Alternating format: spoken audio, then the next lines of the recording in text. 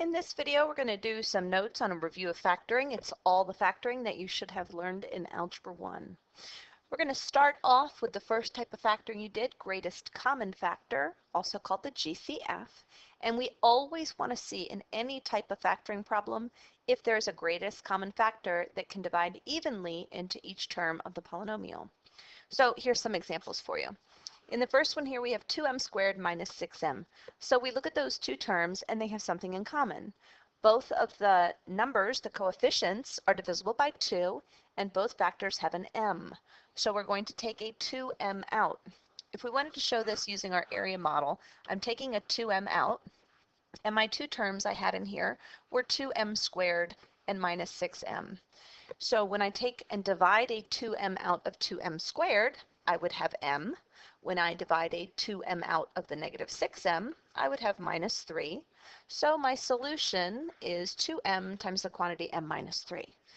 And as I noted here, you can check your work by multiplying them back together. So if I were to distribute the 2m into the m minus 3, I would have what I started with. All right, on the second example, I have 28x to the fifth minus 12x to the third plus 20x squared. So just looking at my x's, x to the fifth, x cubed, and x squared, the most x that can go into everybody is x squared. Looking at my coefficients, 28, 12, and 20, the biggest number that goes into each of those is 4. So I'm going to take a 4x squared and I'm going to divide it out. If I listed this with area model and I put each term in its own little box, then I would say, essentially on the top here, what times 4x squared gives me 28x squared? Well, my number would be a 7, and I'd have to put x cubed so that when I multiplied it together, I add my exponents and get x to the fifth. For the next term, what times 4x squared is going to give me negative 12x cubed? I would need a negative, I'd need a 3, and I'd need an x. In the last term, what times 4x squared gives me 20x squared? Well, I just need a plus 5, and that is my solution. 4x squared is the GCF out in front of 7x cubed minus 3x plus 5. Again, I could check by distributing to be sure that that works. You can go ahead and pause the video while you try example 1 and example 2, and then check your answers. All right, on example 1, my coefficients, the GCF of the coefficients was 3, and they both had a p was the only letter in common. If I divided the 3p out, I would have 3p minus q. For example 2, for my coefficients, 5 is the biggest coefficient that goes into all of those terms, and the only letter they have in common is y. So if I divided the 5y out, I would have 5x squared minus 3x. And then don't forget, 5y divided by 5y is 1, so I need to put the 1 in there to hold the place. You guys have a tendency to forget to put that plus 1. But remember, if I redistribute to check my answer, I would have to have 3 terms, and the only way I can do that is by putting the plus 1 on the end there. All right, so we're about to get into factoring trinomials. And in order to do that, we want to do a little review here of multiplying. So if I were multiplying this problem, 2x plus 5 times x plus 2. That's multiplying binomials, meaning things with 2 terms each. So our idea here is that the factors are the dimensions of the box. So essentially we have the base times the height of a rectangle. And then the area would be the inside, which is the product. So my two factors, like my base and my height, are these 2 terms. So I wrote 2x plus 5 over here on the left side of my box. I wrote x plus 2 over here on the top of the box, and then I'm just using this as a chart to line up my terms. For the first term, I said 2x times x is 2x squared. For the second term, 2x times 2 is 4x. Then I have 5 times x is 5x.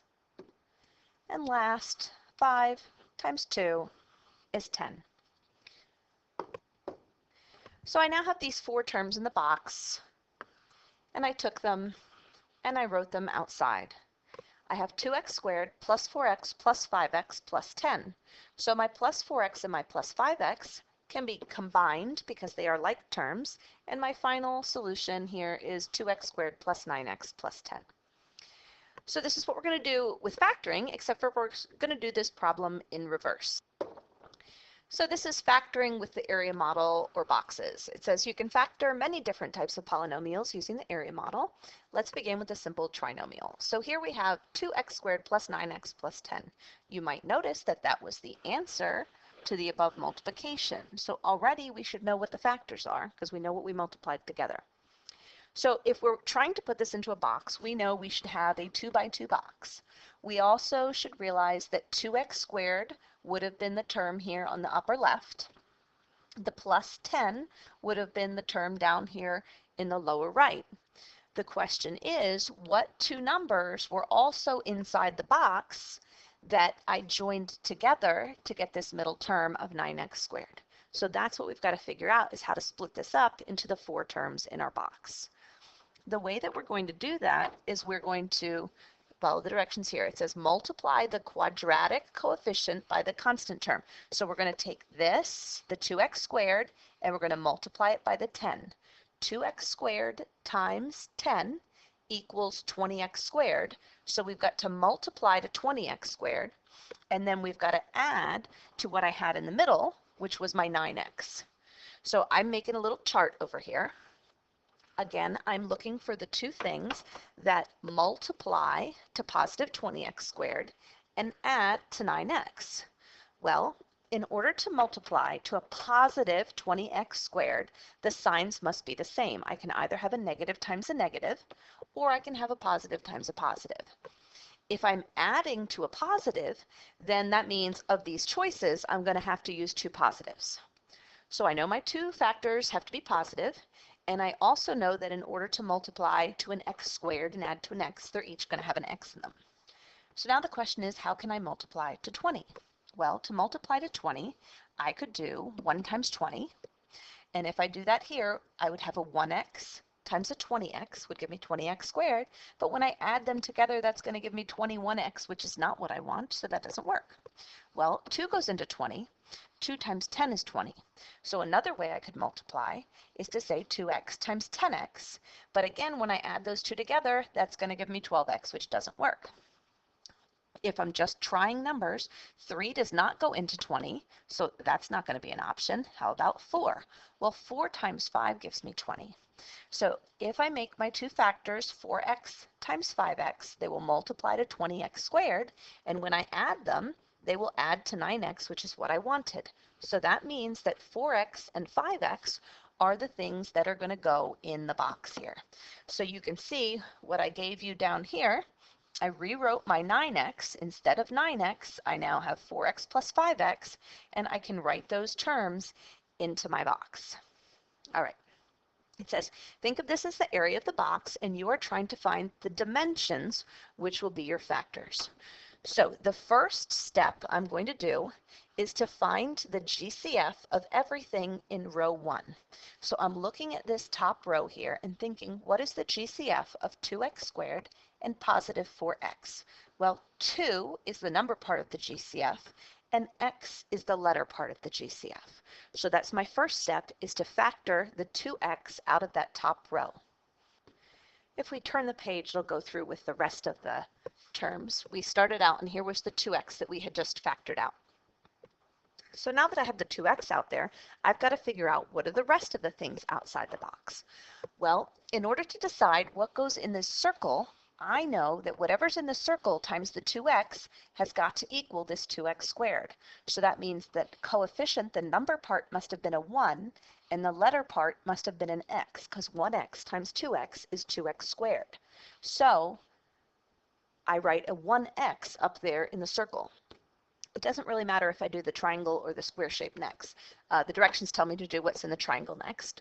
So to decide what goes in the triangle, I'm looking for 2x out in front here times whatever up here in the triangle would have to equal the 4x on the inside.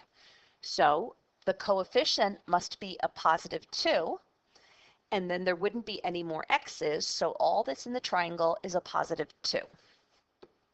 So the next thing I'm trying to figure out is what goes in this little rounded square down here. Whatever goes in that square is going to be multiplied times the circle on the top to get the plus 5x. So my coefficient must have been a positive 5, and I wouldn't need any x's because I already have 1 from the circle. So 5 times 1x equals 5x, so that looks good. Now our final check is to make sure that whatever we have out here in the bottom row times whatever we have up here in the top column, does that really equal 10? So for us, does 5 times 2 equal 10? Yes, it does, so that generally means that you factored correctly. Of course, this is all dependent on choosing the first two numbers to go in the box correctly, but right now we can see our factors are 2x plus 5 and 1x plus 2, which we can just write as x plus 2. Again, we can check our work by multiplying them back together, but we already did that up above, so we know we're good. Okay, that was a nice example, but now let's try to look at one where there are negatives involved. So here's another example. I have 3x squared plus x minus 10. So again, how I'm going to start this process is I'm going to know I have to multiply these two numbers together, 3x squared and negative 10, which gives me negative 30x squared. So I've got to multiply to negative 30x squared, and then I've got to add to whatever was in the middle here. I've got to add to 1x. So I'm looking for two numbers that multiply to negative 30x squared and add to positive 1x. Well, in order to multiply to a negative number, I must have different signs. So I can either do a negative times a positive or a positive times a negative. Since the numbers are commutative, it doesn't really matter too much which one we choose. If we're going to add to a 1x, when I'm writing these numbers down, I just know the larger one is going to need to be positive so that when I add them, my result is positive. So let's look at how many ways can I multiply to 30. I can do 1 times 30 would give me 30. They're each going to have an x with them. Now I also have to have one positive and one negative. So the larger one has to be positive. So my first option would be negative 1x times 30x. When I put these together, that gives me 29x. So it's not going to work. How about negative 2 times 15? When I put those together, that's going to give me 13x, and it's not going to work. How about negative 3? Well, negative 3 times 10 would give me negative 30. When I add them together, that gives me 7x. How about negative 4? Does negative 4 go into 30? No, it doesn't, so that's not going to work. How about negative 5? Negative 5 times positive 6 is negative 30. And when I add them together, I get 1x. So those are the two combinations that I'm going to put into the box. I start out, and when I write my things in the box, I have my quadratic term and my constant term that I put along the main diagonal there. Then I'm going to take the two terms where I broke down my positive 1 into a negative 5x and a positive 6x. It doesn't matter which one I write in which box because multiplication and addition are both commutative. Now I'm ready to factor. My first step was to take the GCF of the first row so I can have something outside the box to start with. The GCF of the coefficients of 3 and 6 is 3. Both terms have an x, so I'm also going to take an x out. Next, I'm going to go up to the top. Whatever I have on the top, when I multiply it by 3x, has to give me 3x squared. So I need an x, because x times 3x is 3x squared. Next, I usually go up here, and that number times 3x has to give me 6x. So I must need a positive 2. I usually write down a sign with this one because it's following an x, and I know I'm going to need either a plus or minus in between the two terms. I just have to write my answer, and my two factors are 3x minus 5 and x plus 2, and that was my check. All right, you can pause the video while you try example 3, 4, 5, and 6, and then see how you did. So for example 3, I'm going to multiply my first and last terms, and I'm looking for two things that multiply to 12x squared, and they have to add to the middle term, which means they have to add to a negative 8x. Well, in order to multiply to a positive number, I know I either have to have two positives or two negatives. If I'm going to add to a negative, that means they both must be negative. I know they also both have to have x's with them, so that they multiply to an x squared and add to an x. So let's think of the ways I can multiply to get 12. I can do 1 times 12. Again, they would both be negative. Now, if I add them together, that's not going to give me negative 8. I could do negative 2 times negative 6. Well, if I do a negative 2x plus a negative 6x, that will give me my negative 8x, and these are my two numbers that are going to go in the diagonal of my box. I also had my first term of 3x squared in the upper left, and then the plus 4 on the lower right. Now I'm ready to start doing some greatest common factor. The greatest common factor of the top row between 3x squared and negative 6x is 3x. What goes up here on the top times 3x has to give me 3x squared, so that's an x. What goes up here times my 3x has to give me negative 6x, so that would be a negative 2. Down here on the bottom, times x would have to give me negative 2x, so that's a negative 2. My final check, does my negative 2 times my negative 2 equal positive 4? Yes, it does. So my factors are 3x minus 2 and x minus 2. All right, example 4. On this one, I'm looking for two things that multiply to negative 20x squared and add to the middle term, which is negative 8x. So in order to multiply to a negative, I'm going to have one positive thing and one negative thing. In order to add to a negative 8, this means that my negative is going to have to be the bigger of those two values. So how can I multiply to 20? 1 times 20, not going to combine to 8. 2 times 10. Well, if I make the 2 positive and the 10 negative, then they will multiply to a negative 20x squared and add to a negative 8x. So I'm ready to put them into the box. My positive 2x and my negative 10x. And then my first was my x squared and my minus 20. Now I'm ready to go through and do my GCFs. The GCF of the top row is just x. So I must have had an x on top to get x squared. I would have had a minus 10 over here, and I would have had a plus 2 over there. So my final check, does my 2 times my negative 10 equal negative 20? Yes, it does. And my factors are x plus 2 and x minus 10. Scroll down here to get to my next two examples.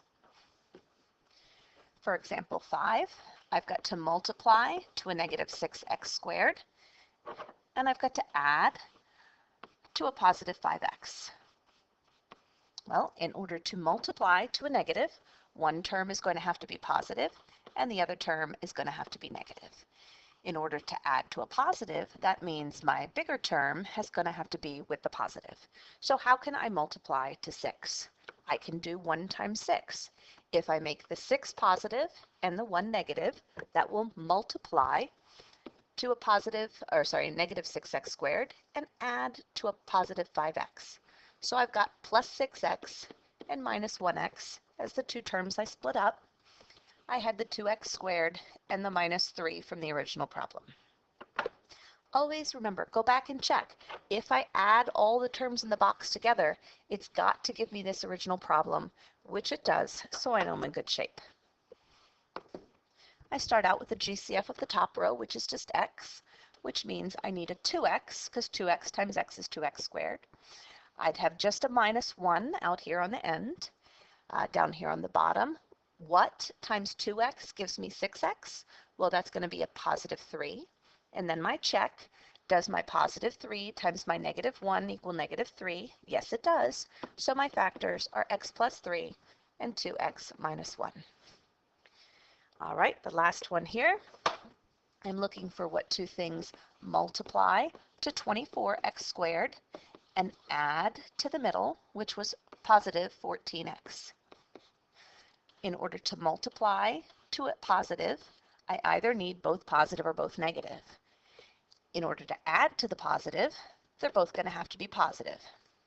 So how can I multiply to 24? 1 times 24 is not going to combine to 14. 2 times 12, well, plus 2x and plus 14x, 12x, will add to 14x, and plus 2x times plus 12x will multiply to 24x squared. So in my boxes here, I have a plus 2x and a plus 12x. From the original problem, I had my 3x squared and my plus 8. Now I'm finding GCFs. The GCF of the top row, I have a 3 and an x that goes into both of those. Then what times 3x gives me 3x squared? That's just an x. What times 3x gives me 12x? That'd be positive 4. What times x gives me 2x? That'd be positive 2. And then my final check, does my positive 2 times my positive 4 equal positive 8? Yes, it does. And my factors are 3x plus 2 and x plus 4.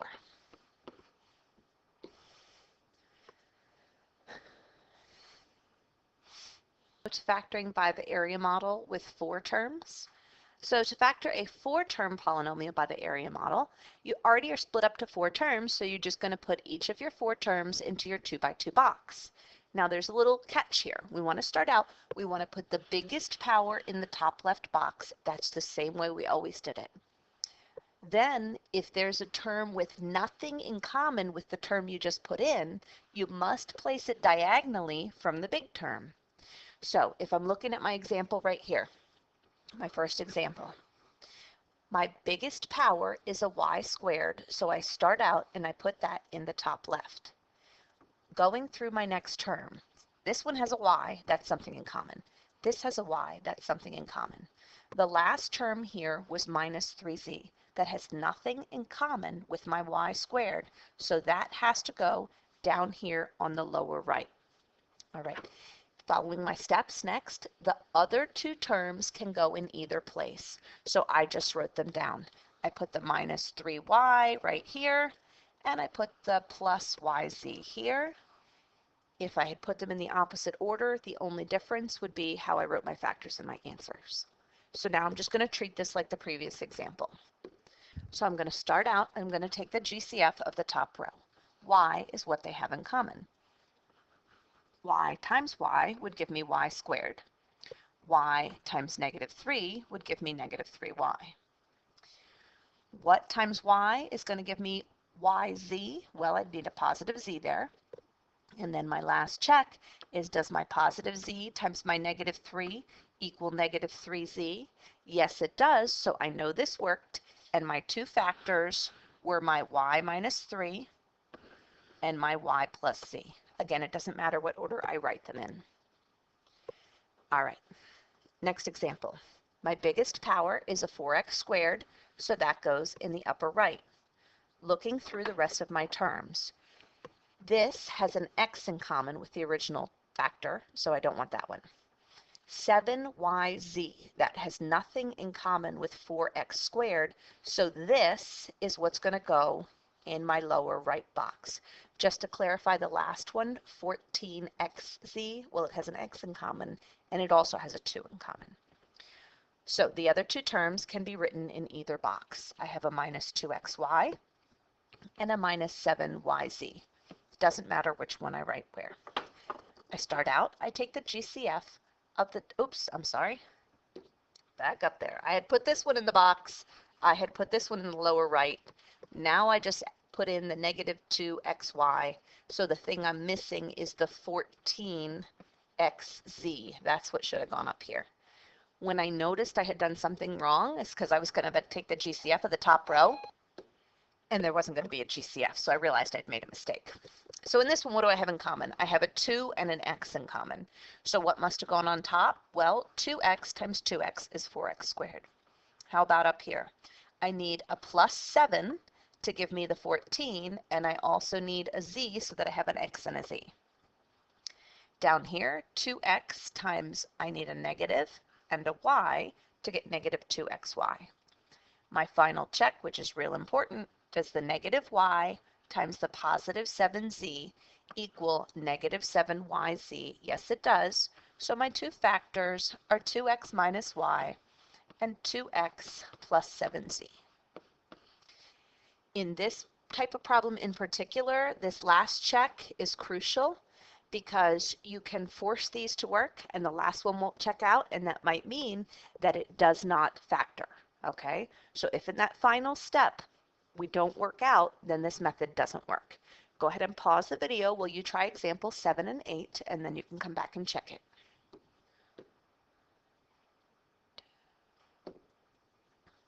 All right, so I have 4 terms, so I'm ready to start out and put them into the box. I'm looking for the term with the biggest exponents. That's going to be my RQ squared. Then I'm looking for what has nothing in common with RQ squared. Negative 2RQ has an R and a Q. 5Q has a Q. Negative 10 has nothing in common, so that's going to go down here diagonally. Then I'm going to just write my other 2 terms.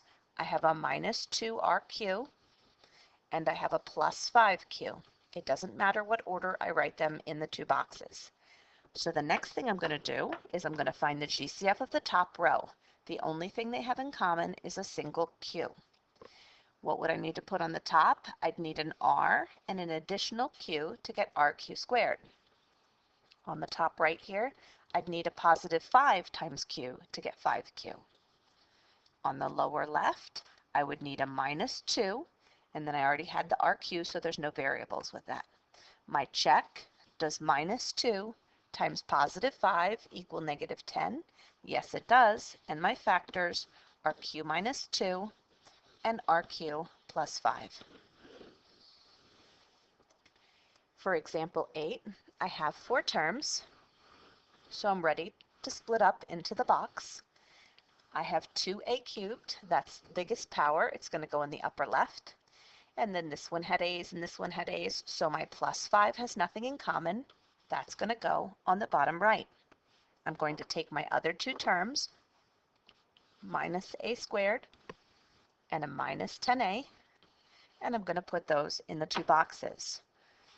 Then the last thing I'm going to do here is I'm going to start my GCFs. I start out the GCF of the top row is 2a. If I take that out, it's going to give me a squared times 2a is 2a cubed. In the upper right, what times 2a is negative 10a? That would be a negative 5. Down here on the bottom, what times a squared is negative a squared? That's just going to be a negative 1. I can't just put a negative, I have to put a number in there, the 1 to hold the place. And then my final check, does negative 1 times negative 5 equal positive 5? Yes, it does. And this factors into a squared minus 5 and 2a minus 1. You notice sometimes I choose the one on the left first, and sometimes I choose the one on the top first. It doesn't really make a difference because multiplication is commutative. All right, turning the page here, we have a special type of factoring called a difference of squares. Remember, this word difference in math means subtract, and a squared means square, like an exponent of 2. So a difference of squares is going to be something that is a square minus a square. In other words, a squared minus b squared, something squared minus something else squared. This always factors into the pattern a plus b times a minus b. This is because if we were to multiply these 2 things back together, my middle terms have to drop out. If I'm using my area model to factor this one, I'll do a quick factoring here. I would start out and I have a squared. On the end I have b squared. In the middle I have 0 ab's. That now looks like a regular trinomial. So I have an a squared up here. I have a minus b squared down there. So what's going to multiply to negative a squared b squared and add to nothing, add to 0 in the middle? Well, I'm going to have a positive AB and a negative AB. Sorry, I'm running out of space there. A positive AB and a negative AB so that this will work. Then I'm going to take the GCF of my top row. A is the GCF, so I must have had an A on top. I would have a negative B over there. Here I'd have a positive B. and then my check. Yes, that works out. So the key in here is these two. They're actually called conjugates, and when I add my middle terms together after multiplying conjugates, they will drop out, and I'll only have two terms left. So that's my rule for factoring. So if it's a sum of squares, so if I had a squared plus b squared, that's going to be prime. That's not going to factor. Okay. So here's my example. X squared minus 49. Does this follow the pattern of something squared minus something squared? Yes, it's x squared minus 7 squared. So when we factor that, that's going to factor into x plus 7 and x minus 7. Again, it doesn't matter the order that I wrote them in. I wrote x minus 7 and then x plus 7. Either one is fine. All right, next one's a little more involved in each term, but it's still, is this a square? 16a squared. Yes, that's 4a, the quantity squared. I have a minus, that's key. My second term was 9b squared. Is that a perfect square? Yes, that's 3b, the quantity squared. So when I go to factor into my two groups, I have 4a plus 3b and 4a minus 3b. All right, when you factor difference of squares, the two factors have opposite signs. This way, when you multiply them back together, the middle terms drop out and you're left with a binomial. And that's what we looked at over here. All right, go ahead and pause the video while you try example 9 and example 10. All right, on example 9, is this a square? Yes, that's 9x, the quantity squared. I have to have a subtract in the middle, or this process is not going to work. Is 4y squared a perfect squared? Yes, that's 2y, the quantity squared. Now when I go to factor, I know I'm going to have two factor groups. One's going to have a plus in the middle, the other is going to have a minus in the middle. So my first factor group would be 9x plus 2y, and my second factor group would be 9x minus 2y. In example 10, I have 1. Is 1 a square number? Sure, it's just 1 squared. Then I had to have subtract, or this wouldn't work. And then my second term was 25x squared y squared. Well, that's 5xy, the quantity squared. Following my pattern, I know I'm going to factor into something with a plus and something with a minus. So now I just have each of my terms. I have 1 plus 5xy and 1 minus 5xy. All right. Finally, it says, be prepared to do multiple types of factoring in the same problem. Always try GCF first. If nothing else, it makes the problem so much easier to deal with the numbers. Then, once you've taken out a GCF, you can factor using any of the previous methods. Always factor completely. Factor completely, that means once you're done factoring, look at each factor and say, could I have factored this anymore? So you can pause the video while you try these and then check back to see how you did.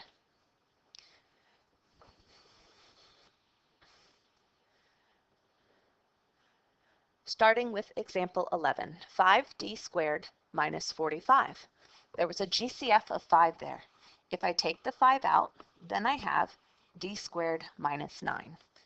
So 5 is now my GCF. The question is, can I factor d squared minus 9? Yes, that's a difference of squares. It factors into d plus 3 and d minus 3. We also have to be sure we write down the 5 from up above. If I multiply all of these factors together, it should give me the original problem. So I have to keep that 5 that I've divided out. All right, in example 12, 2 is my GCF. When I take the 2 out, that gives me x squared plus 2x minus 15. Am I done? Well, this is a 3-term polynomial, so I'm looking, are there two things that multiply to negative 30x squared and add to positive 2x? In order to multiply to a negative 30, I have to have one positive thing with an x and one negative thing with an x. In order to add to a positive, that means my big one is going to have to be the positive one. So how can I multiply to 30? I can do 1 times 30. But if I do 1 minus 30, that doesn't give me 2. I can do 2 times 15. But if I do 15 minus 2, that doesn't give me 2. I can do 3 times 10. But 10 minus 3 doesn't give me 2. Does 4 go into 30? Nope, can't do that. Does 5 go into 30? Yes, it goes in 6 times. But does 6 minus 5 give me positive 2? No, it doesn't. If I keep going in this list, the next thing I get was 6, which was already on my list of factors. So this means I cannot factor the stuff in parentheses right here. So my final answer is not prime because I started out and I took that GCF out. But that's all I could do on that one, was to take the GCF out. So sometimes I'll be able to factor some more, and sometimes I won't. You have to realize when to stop. All right, in example 13, all of my terms have a W in them. If I take a W out, that gives me 2W squared minus 3W minus 9. So now I'm looking to see if I can factor this trinomial. So I'm looking for two things that multiply to a negative 2W, not negative 2W, negative 18W squared. And they would have to add to the middle, which was negative 3W. Again, in order to multiply to a negative, one has to be positive, one has to be negative. They both would have to have a W with them.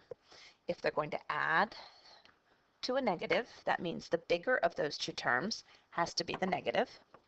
So how can I multiply to 18? 1 times 18. Well, if the 18 were negative, that wouldn't add to negative 3. 2 times 9. If the 9 were negative, that wouldn't add to negative 3. 3 times 6. Well, if the 3 is positive and the 6 is negative, we will multiply to negative 18 and add to negative 3. So I can split this up using my area model. I've got my 2W squared, and I've got my negative 9. And then the two things I'm going to split my middle term into are positive 3W and negative 6W. I take the GCF of the top row is 2W. So on top, I must have had a W. What times 2W is negative 6W? That has to be a negative 3. What times W is 3W? That would be a positive 3. And then my check, does positive 3 times negative 3 equal negative 9? Yes, it does. So my two factors that I've gotten from doing my area model are 2W plus 3 and W minus 3. But don't forget, and this is a big mistake that we have a tendency to make, is we forget this W that we took out up here in the first step. That's got to come down in our answer as well.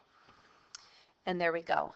A good quick count at the end is, in order to have a W cubed, I would have to have W, W, W when I multiply them. So I cannot forget that W out in front. All right, example 14. This one has two different letters in it, but it's still going to follow the same principle as all the other ones we did. I start out, I look for a GCF. There's no GCF. I'm looking for what two things multiply. 3 times negative 4 is negative 12, and I have an x squared and a y squared. So I've got to multiply to negative 12 x squared y squared. Let me get some of this stuff out of the way here. Hold on. Okay, I just scooched some stuff over there. In the middle, I've got to add to a positive xy.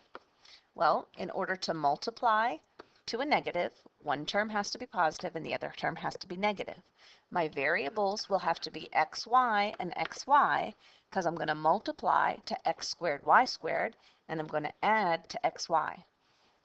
So since they're opposite signs, my big value is going to have to be positive to add to a positive. So how can I multiply to 12? I can do 1 times 12. If my 12 is positive and my 1 is negative, that's not going to add to 1. I can do 2 times 6. Again, it won't add to 1 if I combine them. I can do 3 times 4. Well, if I make the 4 my positive value and the 3 my negative value, I'll multiply to negative 12 and I'll add to positive 1. So now I'm ready to write these terms into my box. So my first term was my 3x squared and my last term was my minus 4y squared. And then the two terms I split up my middle were 4xy and minus 3xy. Now I'm ready to start to do the GCF at the top row. They have a 3 and an x in common. So on the top, I must have had an x, because x times 3x is 3x squared. Over here on the top right, I would have had to have a negative. I already have the 3 and the x, but I need a y. Down here on the bottom, I'm going to multiply by x to get 4xy, so I need the 4. I already have the x on the top. I'd need the y. And then my final check, does positive 4y times negative y equal negative 4y squared? Yes, it does. So my two factors are 3x plus 4y and x minus y. All right, in example 15, this is the similar type of problem with the x's and y's. I'm hoping that I can have a GCF of them because those numbers are pretty big. And 14, 35, and 21, those all have 7 in common. So I can take 7 out as my number part for my GCF. So that would give me a 2x squared, a minus 5xy, and a minus 3y squared. Now I still have to check. I'll set this up to see. I don't know what's going to happen, but I'm hoping it's going to factor. Scroll down a little here too. So I want to know, are there two things that multiply? I've got 2x times negative 3y squared, so that's negative 6x squared y squared, and they'd have to add to the middle, which was negative 5xy. So in order to multiply to a negative, one's going to have to be negative, the other's going to have to be positive, and I'm going to have xy's with both of them. In order to add to the negative, my negative has to be the big one. So how can I multiply to 6? I can do 1 times 6. Well, if I make the 6 negative and the 1 positive, I'll multiply to a negative 6 and add to a negative 5. I'm going to come down here and I'm going to do my little area model. I have 2x squared. Remember, I'm using this one now. I'm not putting in the big numbers from above. I'm using the reduced one already.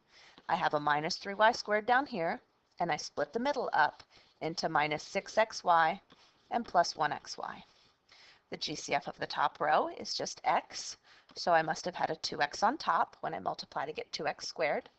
Over here on the top right, I need a y to multiply to xy. Down here on the lower left, I would need a negative 3 to multiply by the 2 to give me negative 6. I already have the x, but I'd need the y. And then my final check, does negative 3y times positive y equal negative 3y squared? Yes, it does.